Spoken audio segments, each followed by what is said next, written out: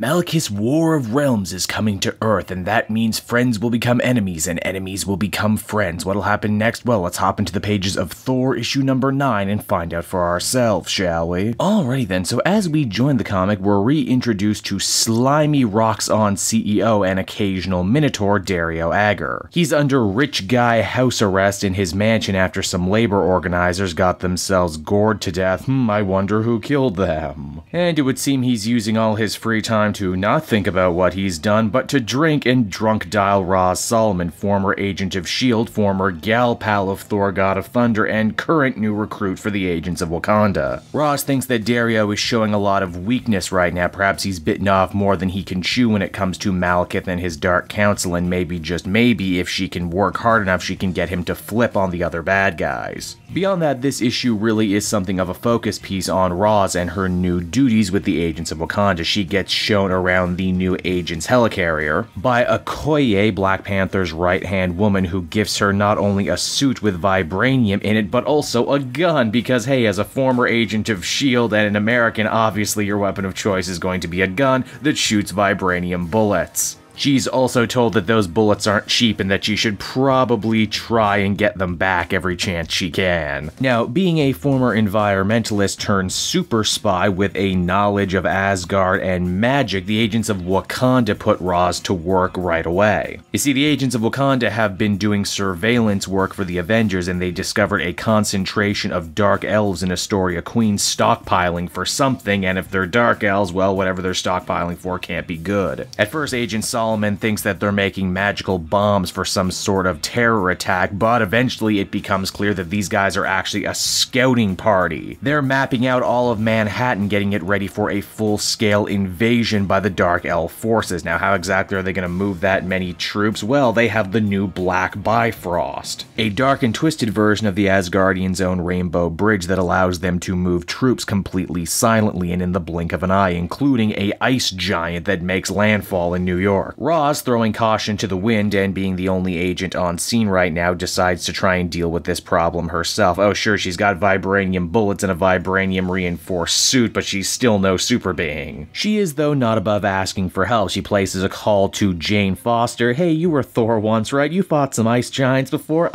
Any pointers besides having a magic hammer? Because that would be really life-saving right now. Jane, rightly so, says that this is a suicidal course of action, and oh my god, why have you not called in Thor to help you yet? But Roz actually has something of an answer for that. You see, well, Okoye was touring her around the Avengers' new base of operations inside the Celestials. She came upon the relationship that her ex-Thor is now having with the She-Hulk, and now her stubbornness and pride is stopping her from asking for help at a really important time. It's also this issue we discover amongst the dark forces of Malekith, Roz is kinda famous. In fact, they call her Roz the Troll Slayer after she defended Broxton, Ohio, and killed 17 trolls, many of whom have siblings who want to see her super dead now. Hey, what a fun callback to the first arc in Jason Aaron's Thor series. With no way of physically overpowering her foes, Roz has to get creative, and because of that she uses the brand new flying vehicle she was gifted by the Wakandans to jump all of them to the Iranian desert, one of the hottest places on Earth. There, the ice giant begins to melt away. Hey, isn't that funny? She's an environmentalist, and the planet killed the giant, not her. Thor comes upon this scene a little too late, and he's not exactly sure what to make of this darker and crueler seeming Roz Solomon. She's certainly not the woman that he shared a relationship with all those years back now. But with the War of Realms looming, they might just need her ruthlessness in the coming days and months. But it's not Earth that Thor should be worried about right now, it's what's happening on Asgard. For you see, as the comic winds down, the King of the Trolls and Dario Agger take the Black Bifrost to Asgard, where they conduct a secret backroom deal with Odin's brother and Thor's own uncle, Kull the Serpent, the former god of fear turned head of security for the Asgardians, who decides to live up to his name, the Serpent, by being a massive snake in the grass and betraying his whole people to Malekith as the comic winds down.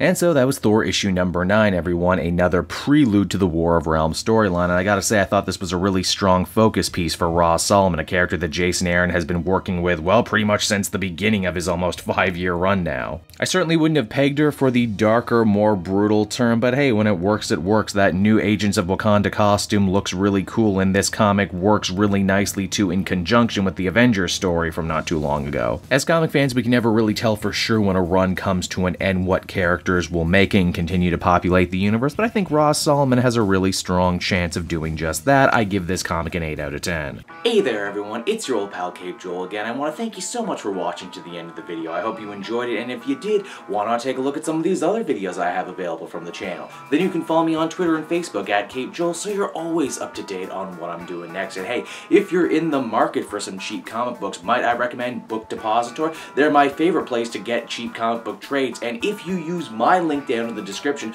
not only will you save a bundle by not having to pay a cent for shipping, but everything you do buy goes to support me in the channel. So you win, I win, everybody wins, right? And until next time everyone, this has been Cape Joel, and I'm going to continue making comic book videos that smack of greatness. Bye-bye.